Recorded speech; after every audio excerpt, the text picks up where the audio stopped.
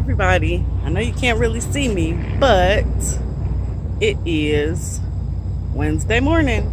I'm headed to Freightliner. Wish me luck. Hey guys, so it is about 10:30.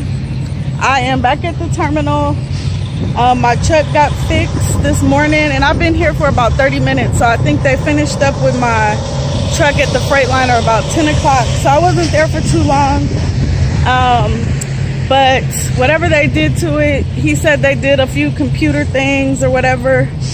And then the guy that was working on it took it for an extended test drive. So he said he went like a good 30 miles down the road, 30 miles back, and it didn't do it once, and it hasn't happened to me yet either. Although I just came from Freightliner to here, but that's only a mile. But it didn't happen where yesterday in that mile it happened 3 times. So hopefully all is well. I'll know once I'm out on the road rolling. But I got my next load, got my empty trailer. I pick up in, let me see, because they haven't actually sent it to my phone yet. I think he said Cassville, Missouri, which he said is like 30 to 40 miles from here. And I pick it up tonight between 1900 and 2100, which is what, 13, 14, 15, 16, 17, 18, 19. I always have to count on my fingers. Between 7 and 9 tonight.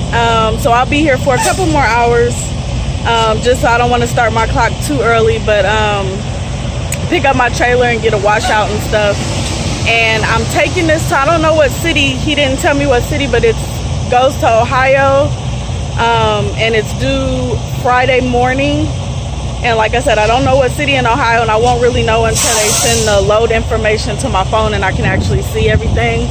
But he said it was about 870 miles total, so not bad. Pays good. This is my first load of the week, even though payroll started yesterday. So it's nice to get a load. It's almost right under $2,000. So it's good to get a good paying load leaving here, because this will be my first load of the week and I'm already gonna be like a day and a half short, because payroll cuts off on Tuesday at 4 p.m. Central Time, Missouri time. So, you know, I didn't run at all yesterday, and because this is picking up tonight, you know, I'm losing hours today. So it's cool to get a nice paying load, and I'll drop it Friday morning and hopefully get a couple more loads in by next Tuesday. But I'm gonna go so I can get his squeak squeak. It fell on the side of the refrigerator and he can't reach it. So I will talk to y'all later. I would probably check in maybe when I'm leaving here, or maybe when I get to where I'm going. I'm not sure, but I'll check in with y'all. Bye. We are at the West Tennessee Solar Farm. It's like a little rest area type place. Trash time too. But I thought I would go and check it out and maybe take you guys on a field trip with me. It's not a super distance to the building, but you can see it off in the yonder right there. And the truck parking is over here. It's kind of tight around here. Hopefully the wind is not too much, but it is kind of tight around here. So if you're like a wide load or something, I would not recommend coming here, but it's off Interstate 40. I think by mile marker 22 or 44. One of those on the westbound side. But there's like all kind of solar panels out here. You can't really see them, but good. But they're there, like lined up. I mean, I guess you can see them. But there looks like there's like a cool little thing inside. So I figured I would go and check it out. I'll pause this video until I actually get over there. But there's the building. Okay, so we made it over here. Let's go check it out and see what's inside. I think, oh, there it says on the door, or over the door, mile marker 44. So that's where it's at. We're gonna go learn something about solar. I'm good, how are you? I'm good. I'm just taking a video, hopefully that's okay. Sure. Okay, so guys, Spectrum Tennessee solar connection. And this is what the inside looks. And luckily, I'm in here by myself, so my talking won't bother anybody. A little video guide. What's the most abundant energy source in our solar system? Here's a hint. It's 1 million times bigger than the Earth. And without it, our planet would be a dark, cold rock floating in space. The sun. You guessed it. The incredible, brilliant sun. The Earth gets more energy. Okay, so we're just gonna, it's like a little planetarium thingy above. But they just have different times in history marked. Can you guys hear my squeaky shoes? They're squeaking on this floor. I hate that sound. Okay. We'll check out the middle in a minute. It's just talking about it's telling us about the power grid and how it helps agriculture and little information on solar panels. Hey guys.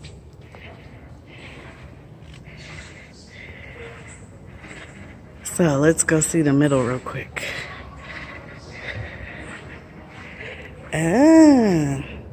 Who's powering solar in Tennessee? Let's push the button. There we go. See, it lights up the power grid. Who invented ways to use the solar power? Lights up. What happens to solar power when the sun isn't shining?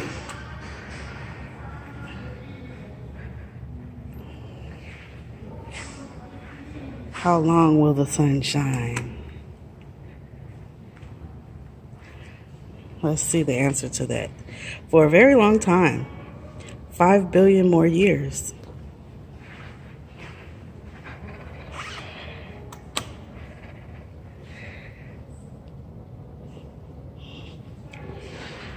Okay.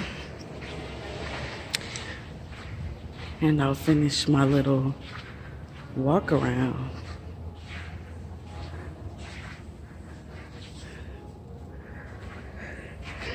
Has the little meter things that are outside of houses.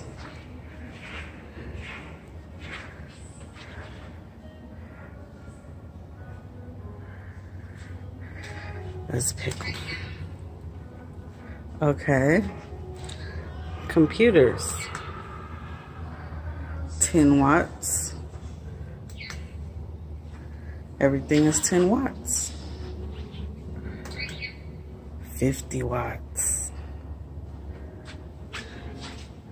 Well, there you have it, guys. This is and hi again in the reflection. But there you have it. So if you want to learn about solar power, stop by, check it out.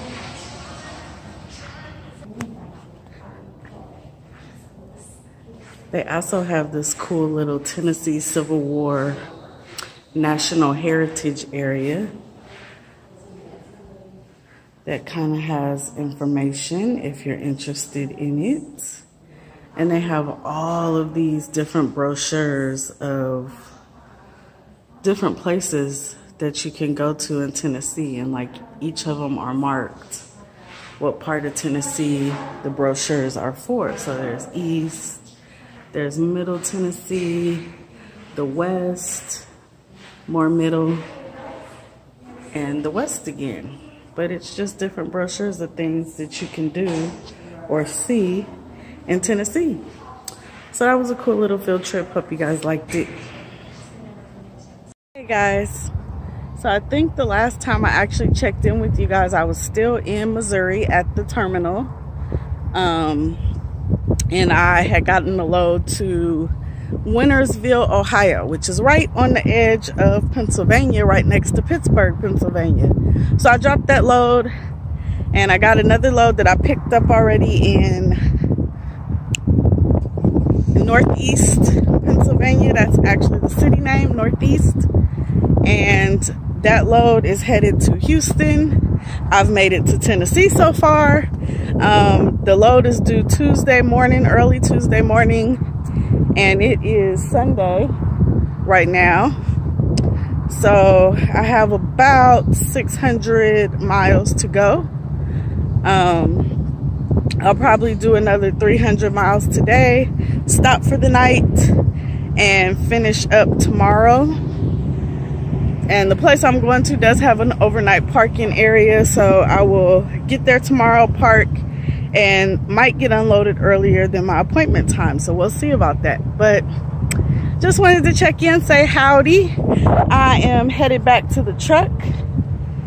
I've already walked Stewie, so as soon as I get in the truck, we will be headed back down the road. I hope everybody's having a good day, had a good weekend. There's a few more hours left to the weekend, so hopefully it finishes off safe for everybody, because by the time you see this, the weekend will have been over. Talk to you later. Bye. Good morning, guys. Well, I am in Arkansas. It is Monday morning, and I had to stop at a Walmart because I realized the other day when I had, you know, when I was at the terminal, I got the my empty, because I left with an empty. I got that washed out, and when I delivered that load, and when I was in Ohio, I started looking in the truck for my my blower battery. You know, it's like a rechargeable battery, and I usually keep it like right when I open the door, right on the floor right there. And I was looking everywhere for it, couldn't find it anywhere, and I came to realize that the Freightliner guys probably took it on accident, I think, because, you know, they use a lot of like handheld tools and drills and stuff. I'm thinking that one of the guys that was working on the truck probably seen it, and you know, thought that it was somebody, one of them left it there, and I think that they took it. Like, I never misplaced this thing. I always put it in the same spot, and I looked through every cabinet, under the bunk, everywhere, can't find it. So I had to stop at a Walmart because I'm about to drop this load, and not everywhere has accessible trailer washouts. Like, sometimes you got to travel 30-50 miles to get to a trailer washout, and I need a battery for my blower. I still have the blower. You can order replacement batteries on Amazon, but of course I'm not home to get the battery. So I was hoping my blower is Black & Decker. I got it from a Walmart. Did I? Yeah, I think I did. Got it from a Walmart, and I was hoping that I would be able to just buy another one, use the battery temporarily, and take it back as soon as I got home, because I don't really need a whole new blower. Like, my blower is perfectly fine, clean, everything. It's in perfect condition. But now they have these Hyper Tough brands that I guess it's like Walmart's brand or something, and I don't even know if because I was gonna just pop it open and use the battery and like leave the blower and everything in the box, because, you know, using the battery a few times. I'm going home early October, so I would only need it a few times, and you know, I'm pretty good with my equipment. I wouldn't mess it up or anything. But now I might have to actually use a whole blower. I just spent 70 bucks for this, when I spent 70-something dollars for my one that I have. So I don't know, but I'm kind of bummed about that I'm pretty sure that the Freightliner guys inadvertently stole my battery. But my mom told me about these treats. You guys haven't met Bambi yet, my mom's dog. She's had them since February, I think, February. But she told me that Bambi loves these treats, so I also made it a point. I've been looking for these at the different Walmarts I stopped in and haven't been able to find them, but I found them here. So I'm gonna see if Stewie likes them. They're like peanut butter and I think chicken. Yeah, chicken and peanut butter flavor. So we're gonna see if Stewie has a new treat that he likes.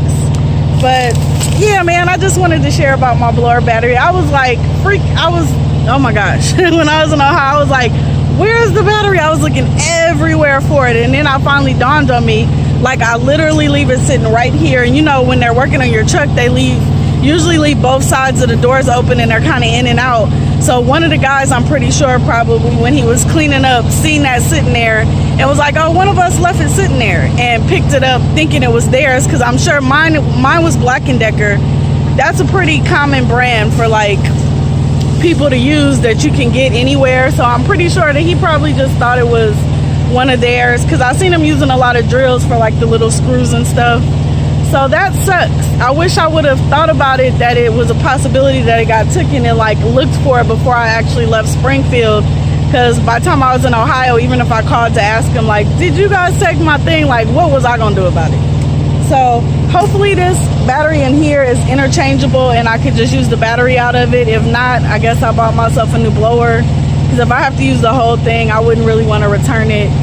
I mean, maybe I could just have a blower at home and one on the truck. I don't know.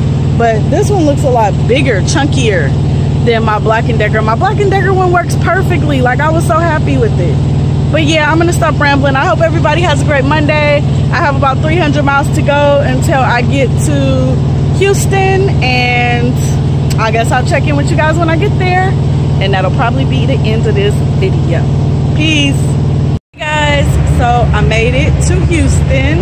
I am actually parked in a staging area, but I already checked in, so I'm just waiting for my door. I had to walk back here so you guys could actually see me, because it's dark that way. But hope everybody has a good night. This will be the end of this video. Oh, I stopped to take a shower and didn't put anything in my hair, so it's like all frizzy. But talk to you later. Bye. Hey guys, I forgot to mention in any of the clips, I'm actually editing my video, well, putting my clips together now to post my video, but I realized that I didn't mention in any of the clips if my, what problem was I having? The air brake problem, if it had ever gotten fixed or not. And it didn't. I think I mentioned in one of my clips that the guy took it on the long test drive or whatever and said it didn't happen to him. And actually the first day that I left the terminal that day, the whole time I was driving, it didn't do it at all. And I like I went and picked up a little bit, like maybe within an hour from the terminal. I sat there for maybe 2 hours while I waited for my loading, and I drove the whole night through, and it didn't do it at all. So I was like, woohoo, no problems. But the next day, while I was driving like in cruise control, it did do it like a few times, and it's done it a couple times since then. So the problem has not gotten fixed. I know I had talked, and I'm only saying this, well, I mean, some of you guys care, but a few people have, I got an email and then I got a comment on my last video where at least 2 of my subscribers are having the same issue with their truck. So one of the